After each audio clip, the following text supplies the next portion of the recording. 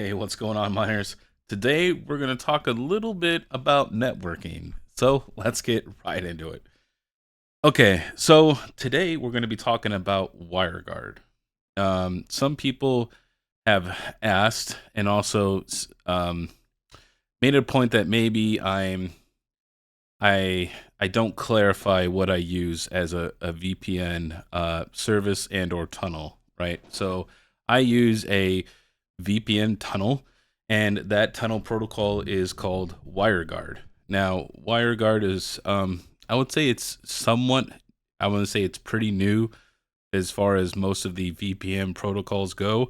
Some of them have been around for quite a lot of years. Typically, you have a WireGuard server, and then you have WireGuard like peers, right? And that would be like a client. And so some routers like Draytech, and I know Ubiquiti, MikroTik. I'm not sure about any other consumer grade routers or anything like that. I don't know if they support those natively because I don't really mess with them a lot. So I know that some of the prosumer and some of the enterprise, level of routers do have WireGuard on them. So this way you could have your server essentially on there and you don't have to compile it. Usually the best way to compile your server is going to be in Linux. So it is quite a few commands and it takes a little bit of time to set up. And if you're new to Linux, the WireGuard pairing can get a little confusing. It did take me some time to get it right, but I have ran WireGuard in Linux. Also another one that does support it natively is also pfSense. So if you have pfSense, you also have WireGuard. One good thing about WireGuard is it's a very high-speed VPN tunnel. So it could support about a gig. But that also means that you're traveling each way, right? So as you're trying to communicate to your server or wherever, it's uploading data to you and downloading data from you. So it's like back and forth. So you can maybe push it to like 500. It'll really depend on your server and obviously your bandwidth. That really plays a role into this. Now, some of you might be asking, Mining King, why are you using WireGuard, right? So I do. Terra Hosting does rent we do have a WireGuard server. We rent a VPS server from a company, and we do offer IP routing. So I did get, is it 12 or 16? It might be 12. I think it's 16. I think I got 16 IP addresses along with this server, and it's a 10 gig unlimited server for bandwidth. So it's 10 gig unlimited. So it's pretty fast. Now I rent one from the company for my own personal node. Because at my house, my Draytech doesn't support UPnP. So if I want to go on the test net, or if I want to have another Cumulus node on top of my Nimbus node, or anything like that, I have to. I don't have another choice, right? I have one IP address, and my UPnP on the Draytech doesn't work. I've researched it very heavily. You can click it on and turn it on and try to open up other ports to force the UPnP to work, and it just doesn't work. It doesn't work how it should work anyways. So what I had to do was what's called using a VPN tunnel, which is WireGuard. Now you can do a site to site tunnel as well as just a single peer or client tunnel. So a site to site would be like if you wanted to move an entire subnet to the VPN tunnel, and that means that anything on that subnet, like if you use we'll just say 172.10.100.1/24, anything on that subnet will get routed over to the WireGuard tunnel, right? So you could do site to site VPN tunneling. That I find is a little unstable as devices come on and off the network, right? And I find that it's much slower. So to me, it's better to set up a peer, or a client for the WireGuard tunnel, and this way it is extremely usable. It's really, really easy. You do have to set it up if you're doing this for Flux nodes. You do have to use Linux. This is the WireGuard page here. Now they do support a lot of things, right? You can come over here to their installation page. They got Windows, Mac, Android. They got like all kinds of other stuff, right? Everything. Supports many different platforms. It uses the Cha-Cha 20 for its encryption.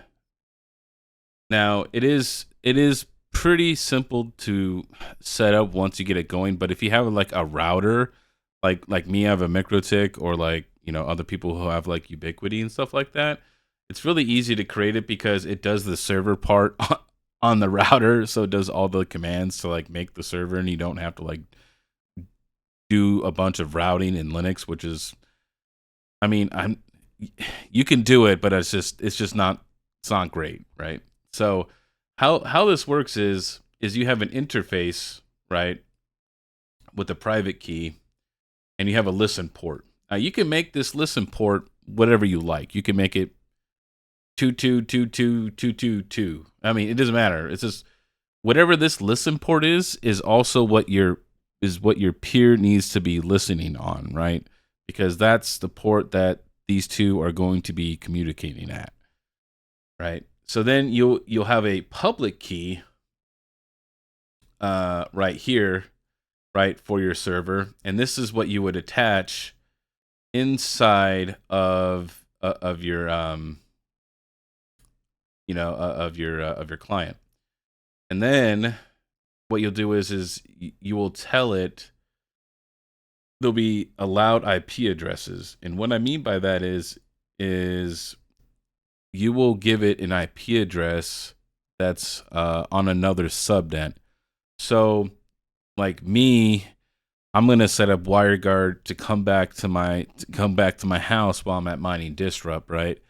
So when I WireGuard back, I'll be on my own subnet that I have, and then it'll give a very specific IP address, right? So you can see these are the allowed IP addresses that you could state, right? And tied to those public IP addresses, if you're using things like pfSense, you can also attach WAN IP addresses to these specific IP addresses here, which is how Terra does it, right? So how you connect on a very particular local area network IP address, when you do that, when you connect to that local IP address, you also get a WAN IP address to the outside world. So I'm not going to get into too much on how to set up the WireGuard because it is pretty complicated. I kind of just wanted to show you guys what I use for my Flux nodes for my VPN. People think it's a VPS service. It's not a VPS service like Nord or anything like that. That's not the case. I use a VPN tunnel. There is a difference because this is free. So if you are going to use WireGuard, you will still have to have the bandwidth requirements because the bandwidth has to go to your WireGuard server and then back to your Flux node and then back to the outside world. So you still, even if you're trying to get around the whole bandwidth thing for the Flux nodes, this is not going to work. I'll just let you know that. You will still need the bandwidth requirement for your Flux node. That's not the workaround. This is strictly an IP or UPnP thing to get around that. If you need another public IP or if you don't have UPnP, this is another thing that you could set up at home. You could set up a WireGuard server to use as a VPN tunnel. Now, you're not going to want to use your own IP address to tunnel out, so you will have to rent some kind of a server from some kind of VPS service provider to be able to get, because you're going to want to get IPs from them, because if you're just going to tunnel out to your own public IP address, it's not going to work, right? You have to have another set of public IP addresses. So you can find affordable VPS services, and if you're doing it for yourself, you don't need like 16. You could get like 2 or 3 or 4 or whatever. You can get a small number, whatever you need, and this way you can set up a pfSense VPS, and then you could set up your WireGuard, And this way you would, and what happens is like you could also use it on your home computer as well. So what happens when you use WireGuard or a VPN tunnel? You are essentially leaving your network, right? So let's just use this as an example of, we'll just say in my house. I don't even use this. I know it's a very common IP range, is like 192.168.100.1/24. And what a /24 is, means that there's 256 IPs, which 254 are usable. So we won't get into the two that aren't usable, but we'll talk about that some other time. But anyways, that's what a /24 is. So what happens is let's say that's what my home network's on. I'm on the 192.168.100.1 subnet, right? That's my IP range that I'm on. Like we'll just say here at my house. And then let's say I open my WireGuard and I connect to my WireGuard. What happens then is let's say my subnet is 172.10.10.1/24. My computer has now left my home network and is now on my WireGuard network. So you won't be able to access things like your router. You won't be able to, if there's anything like local on your network, like an access point, you won't have access to that because technically you are not on your 192.168.100.1 subnet anymore. You have officially essentially tunneled over to the VPN tunnel over here, and you're on the 172 network. So that's kind of how the VPN tunneling does work. So it's essentially just going from, your local network, and you're essentially moving to another network. Now, you will get a latency difference when you do tunnel. There is going to be some latency with that, but what will happen is it won't register from where you are. Like, let's say, I don't know, let's say you live in Ohio and your VPS provider is in New York, right? So whenever you're doing a speed test or whenever you're checking for your IP address, it's going to say you're in New York when you're really not, right? But that's just how it works. So it's essentially leaving whatever network you're at, whether you're at work or home, and you're tunneling over to another network. So a lot of people actually put this on their phones and their computers for when they're like on the go, like at an airport, conferences, like we're going to next week, all kinds of things, right? People use the VPN tunnel because a lot of the traffic, there's people that could be sitting, at airports and stuff like that. And there's always like ARP spoofing and ARP poisoning, and there's always malicious stuff going on. You don't know, like the the unsecure network of the airport is they don't care who comes on and off. They just, if people have to pay to get on, then they have to pay, but they just let people get on the Wi-Fi and they don't care what they do. You know what I mean? So you're trusting however many thousands of other people are in the airport. So so what you could do is you could set up a WireGuard server, and this way, like at my MikroTiks that I'm gonna have here, I have my little practice router, my little HAP. I'm gonna make that my WireGuard server. So this way, when I'm away at Mining Disrupt, my phone and my MacBook and my Surface will be able to tunnel back home to my home network. So this way, my data and everything that I'm doing is secure. So it's really, really cool. It's a good way to keep your own data secure, especially for people who, obviously people who understand networking and things like that, because obviously if you build a very secure network, you trust yourselves, you just don't trust other people. So this way, no matter what device you have or where you are in the world, all of your data, if you're using the WireGuard, will get funneled through your home network. So this way you can make sure that you're staying safe, especially if you have really strict firewall rules and things like that.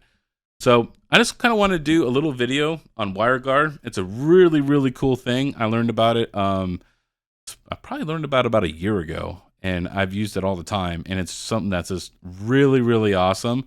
I would recommend only doing WireGuard if you understand VPN protocols and things like that. I could maybe do a video on my current configuration of my of pfSense for WireGuard, and people can just copy that per se. Maybe I could do a video on that.